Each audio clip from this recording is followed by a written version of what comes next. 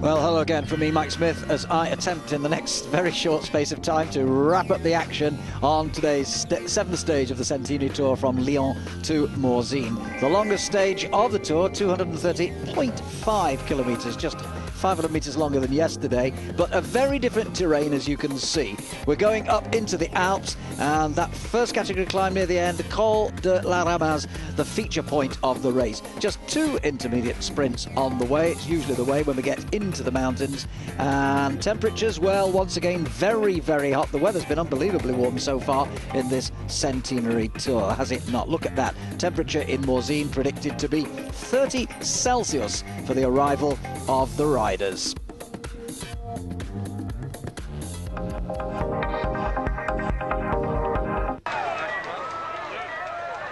So, the pictures from Lyon and the rollout.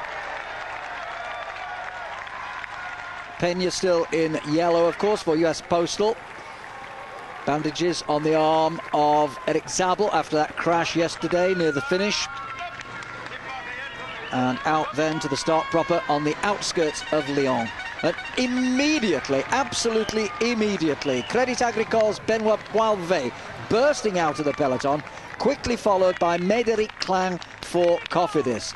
Well, two more coming up very quickly after that. Rolf Aldag for Telecom and Paolo Bettini for Quickstep. So making a nice four-man breakaway as we go on to the first climb, the Col des Portes, the top of which comes after 56 kilometres. A little bit of a flurry out of the peloton. But Virenque very quick to react to that. Richard Virenque, 5 times a stage winner in the Tour de France. And a problem for the green jersey. Petacchi absolutely dead on his feet, and Petacchi out of the race. Up front, though, an attack by Bettini.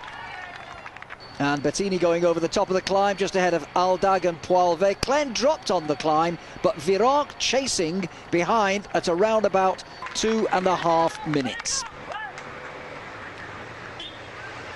Well, here we see the Virenque chase getting up to the leaders. So now 5-man, a break. Klein getting back on the descent. Bettini, Virenque, Aldag, Poilvet and Klein then with the peloton here at a massive 6 minutes and 23 seconds, but still at this stage not even halfway through.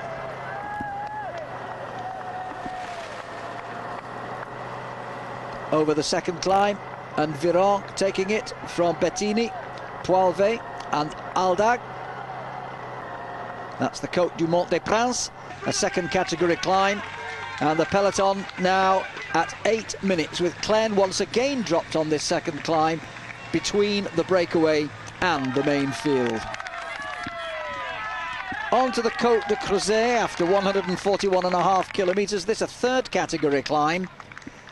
Virenque, Bettini, Poilvet and Aldag. Klein really struggling now and virtually back in the peloton, but that peloton's deficit up now to 8 minutes at this stage. Jan Kirsipou retired, Polak retired, Velo retired, Perez retired. A lot of riders shelled out of the back. But then the main peloton stopped at a level crossing.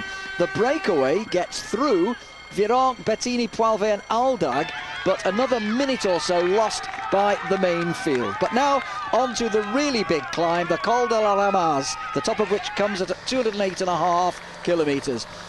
This the fourth King of the Mountains climb of the day, but this, of course, a first category climb. And suddenly, Virenque attacking Aldag. Virenque out on his own now, going for a possible 6th stage victory in the Tour de France. Simoni, meantime, twice winner of the Giro d'Italia, won it this year, of course, in real trouble off the back. And this looks like Botero. It is indeed Santiago Botero, also off the back and in trouble. Virenque near the top now. The peloton closing, but not fast enough. Virenque fastening his crash hat in preparation for the long descent down into the valley below. Over the top, Mercado, the little Spaniard, just breaks clear of the peloton to take 4th place behind Virenque. Aldag and Poilve. Now Virenque onto the last little climb of the day, the Côte de l'Egypte. Only a third category climb, this one, 5 kilometres long. And Virenque taking more points to put him in the King of the Mountains lead, and coming down into Morzine with plenty of time in hand, and indeed more than enough to take not just the stage victory, not just the King of the Mountains jersey, but also the coveted yellow jersey of overall race leadership. A very, very brave ride by the big Rolf Aldag, not really a mountain climber, coming in second place at 2 minutes 29, and Chavanel just taking third place ahead of Rogers and the rest of that lead group, which was very much thinned down in the final two climbs. But Richard Virenque, at 33 years of age, doing what he did in Morzine 3 years ago. Aldag then at 2:29, Chavanel at 3:45, just staving off the pack, such as it was, because so many riders had lost a lot more time than that. Well, here's Richard Virenque, and being told that it's 11 years since he last won the yellow jersey. Yes, he says, it's magic. I've come the complete cycle now to get it again. I feel I'm a fulfilled man right now. I win the stage, I win the jersey too. It's incredible. But I will concentrate on defending the polka dot jersey. I think that is something I can do all the way to Paris. Comment avez-vous vécu ces 185 km d'échappée? C'est à quel moment vous vous êtes dit allez, cette fois c'est vraiment on peut y aller? How did you manage to survive vous êtes-vous mis à penser on this long break? You were at the front for nearly 200 kilometers. Well, Bettini was up front, my teammate, so I wanted to eventually bridge the gap. He was about a couple of minutes in up on the first climb, but I made a big effort to get him in. Paolo did his best to slow things down at the front. I hope I don't pay for my efforts later in the tour. Are you surprised that the US Postals and Lance Armstrong didn't put more pressure on you from behind? No, I don't. I'm not too surprised, because I don't think Lance Armstrong sees me as a big threat for the yellow jersey in Paris. I'm concentrating on the polka dot. The yellow is fantastic, but Armstrong, particularly in the time trials, is still the favourite for overall victory. What are you going to do with this yellow jersey then? You're certainly not going to just give it back. Oh, no, no. I will just take one day at a time and see what happens.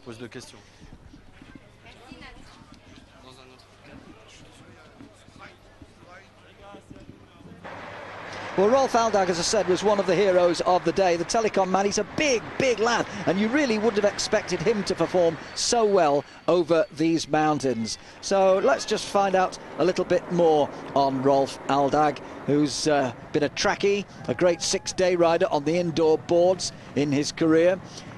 He's 34 now, getting on a bit, I suppose, a whole year older than Richard Virenque. Ranked 211 in the world, although he has been much higher than that. His highest placing in the Tour has been 7th so far. Total professional wins, well, he's had 16 wins. He's been the German champion. That was the Road Race Championship 3 years ago.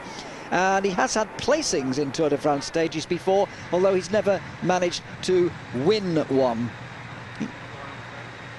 9th in Paris-Roubaix on a couple of occasions too. Well, that's never a race that you can take for granted. So he's a hard man, is Rolf. Now then, look at this. Suddenly today we've had 11 withdrawals on the first mountain stage of this year's Tour. That compares actually quite well with previous years. Just look at this, coming back up to date from 1999, from the bottom up. 13 on the first mountain stage, 18 in 2000, 23 in 2001. That was that terrible day. Do you remember that 2 years ago when they were climbing off like flies? And last year it was better, only 12 withdrawals. But 11 withdrawals today, including Mr. Pataki, I'm afraid. He didn't make it. He was in trouble on the first climb. 4 stage wins, yes, but he's out of the race. Now to the favourites' delay after the first mountain stage, based on Lance Armstrong. Well, Richard Virenque himself, well, of course, he's 2 minutes and 37 seconds up if you look at the right-hand column. Bellocchi, meantime, runner-up last year in Paris, 32 seconds down. Ulrich is 38 seconds down. Manchego, 1 minute 29. Tyler Hamilton, wow, hasn't he done amazingly well? Still in there at 1 minute 44 despite that shoulder injury. And Christophe Moreau, prologue winner a couple of years ago, he's still battling on today in the mountains, still only 2 minutes and 2 seconds in arrears. Now then, to our quick poll result for you. We asked you whether you thought the Alps or the Pyrenees would be the decisive point of this year's race. Aha, the Pyrenees have it. Thank you very much for your contributions. 57.7% of you said it will not be decided before the Pyrenees. 42.3% suggested that it would be decided in the Alps. Thanks for that. We'll have another quick poll for you tomorrow. Well, Richard Virenque, unquestionably the hero of the day, and for the French, well, they wanted something like this, didn't they? They've not had a lot to shout about in recent years, and they're still looking for somebody to win the Tour de France for France. Well, we'll have to wait and see.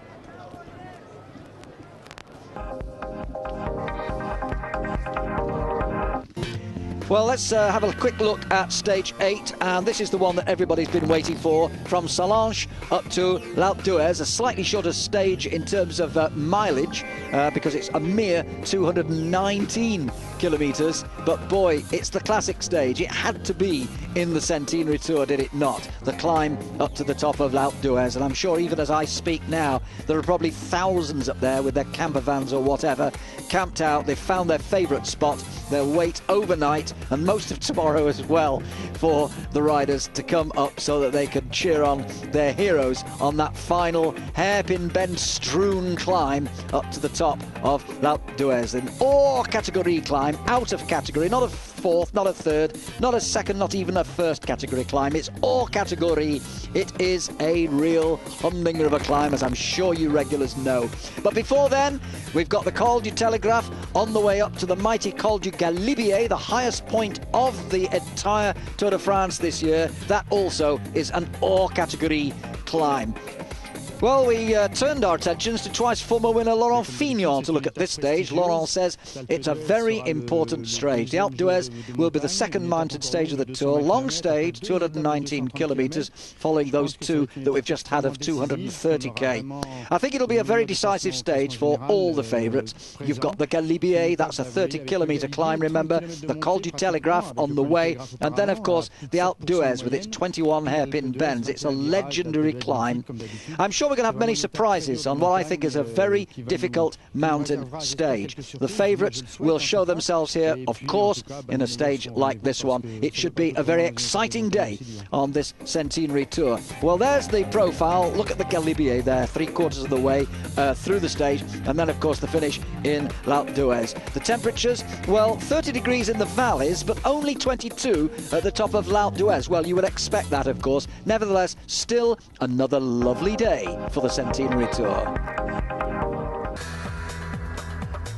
Well, just a reminder that I'll be back with the full highlights tonight at the usual time of 10 o'clock Central European time, which is 9 o'clock on British Eurosport. And then tomorrow we're on air live for the last 2 hours of the stage, starting at 4 o'clock Central European time, 3 o'clock in the UK. That's it. L'Alpe d'Huez, stage 8 of the Centenary Tour. Hope you'll join us then. Hope you'll join me later this evening. But until then, from Mike Smith, on behalf of all of the commentary team, time to say goodbye.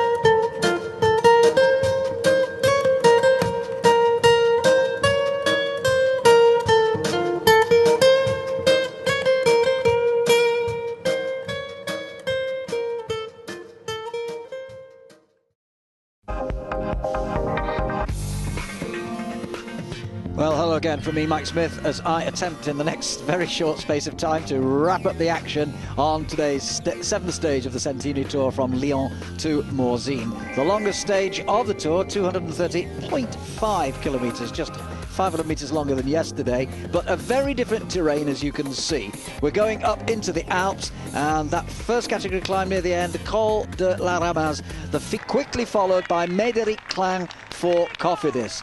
Well, two more coming up very quickly after that. Rolf Aldag for Telecom and Paolo Bettini for Quickstep. So making a nice four-man breakaway as we go on to the first climb, the Col des Portes, the top of which comes after 56 kilometres.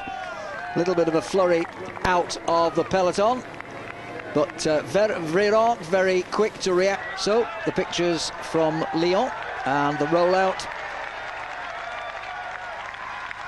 Peña still in yellow, of course, for US Postal. Bandages on the arm of Eric Zabel after that crash yesterday near the finish. And out then to the start proper on the outskirts of Lyon. And immediately, absolutely immediately, Crédit Agricole's Benoît Poilvet bursting out of the peloton, each a point of the race. Just two intermediate sprints on the way. It's usually the way when we get into the mountains. And temperatures, well, once again, very, very hot. The weather's been unbelievably warm so far in this Centenary Tour, has it not? Look at that. Temperature in Morzine predicted to be 30 Celsius for the arrival of the riders.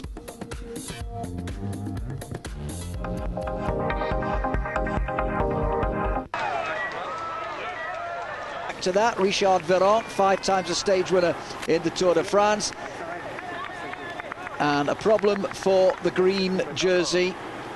Petacchi absolutely dead on his feet, and Petacchi out of the race.